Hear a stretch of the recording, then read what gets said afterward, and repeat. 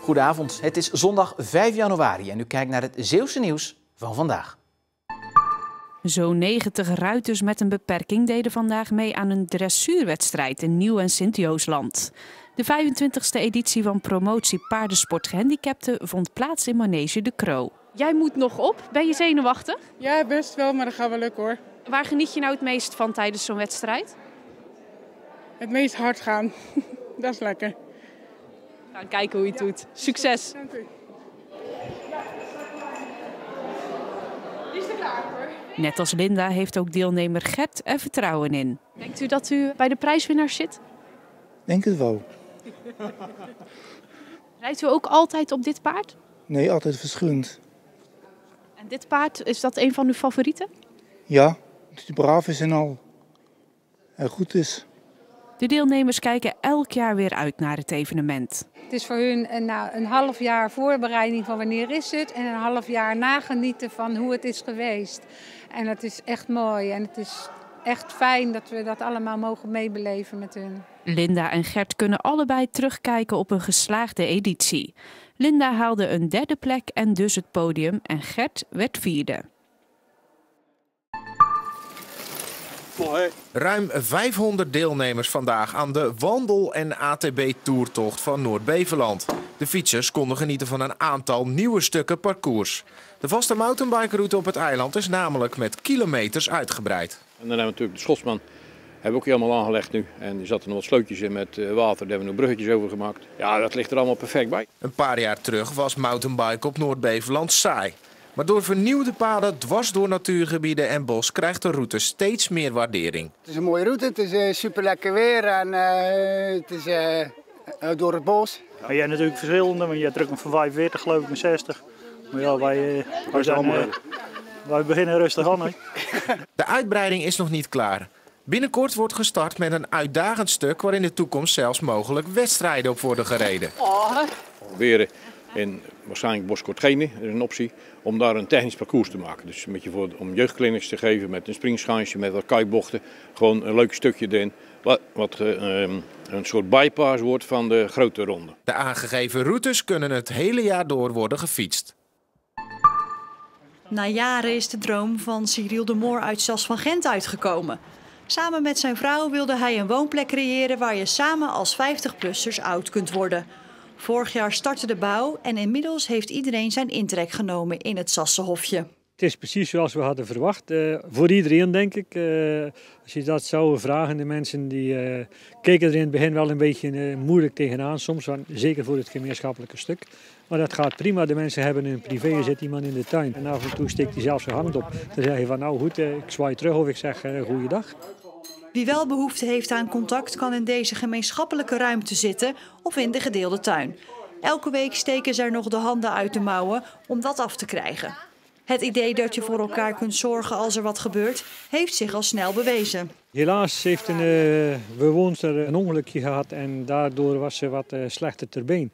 Nou, en dan blijkt dus, je hulp is altijd dichtbij natuurlijk. De buren die springen even bij voor boodschappen te doen of voor even wat eten klaar te maken. Tijdens de bouw stond nog 1 woning te koop. En dat is nog altijd zo. De finale van het indoor sokkertoernooi gaat tussen Terneuzen in het wit en titelverdediger RCS in de rode shirts. Hier de bal in de hoek bij Jasper van Asten. Douwe de Kok krijgt de bal niet onder controle.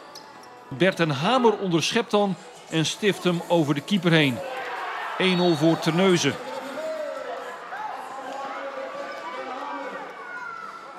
Ook aandachtig toeschouwer is prof Rick van Drongelen uit Axel, speler van HSV in Duitsland. Dit is een actie van Jardel Constantia aan de linkerkant. Hij geeft hem door aan Douwe de Kok en die schiet raak. 2-0 voor Terneuzen. En als RCS dan ook fouten gaat maken, zoals hier, gaat het hard. De bal komt bij Mark Verwij en hij schiet de bal door de benen van keeper Angelo. Dan de tweede helft. En ook dan scoort Terneuzen weer. Mark Verwij maakt er 4-0 van.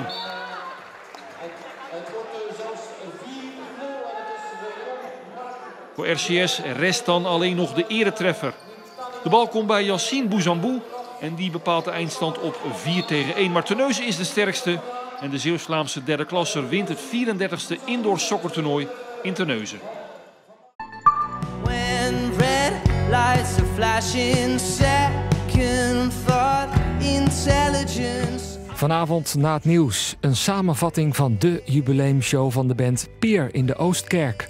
En hier alvast een voorproefje. But I thought it was mademoiselle, like super glue, it's stuck on two. Is it the truth? A déjà vu. Na verschillende rondes de afgelopen weken werd gisteren in Sluis de finale van een curlingscompetitie gehouden. De wedstrijd was op de ijsbaan op de Grote Markt. Curling werd 20 jaar geleden nog amper in Nederland gespeeld, maar door de jaren heen is het steeds populairder geworden.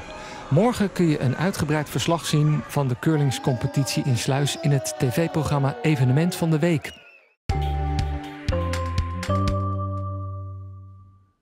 Het viel met de zon een beetje tegen vandaag, maar het was niet mistig en het was vrijwel overal droog en redelijk zacht. Er stond ook niet al te veel wind, windkracht 3 tot 4 bij de zeewering en het was prima om een hengeltje uit te gooien. Vanavond en vannacht kan er plaatselijk wel een drup regen of motregen vallen, maar het zal niet veel zijn. De meeste plaatsen blijven droog. Minimumtemperatuur rond 5 graden bij een zwakke tot matige zuidwestenwind. Morgen in de ochtend beginnen we nog met veel bewolking, maar er komt iets drogere lucht aan en in de loop van de ochtend en morgenmiddag zijn er meer opklaringen te verwachten.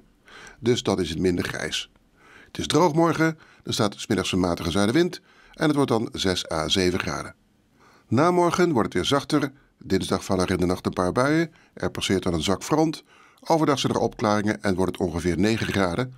Daarna is het vrij vochtig weer met soms wat regen op woensdag en vooral op donderdag af en toe wat regen. Maximumtemperatuur woensdag rond 11 graden en donderdag ook nog in de dubbele cijfers met maxima rond 10 graden. En zo bent u weer helemaal bijgepraat. Fijne avond en tot morgen.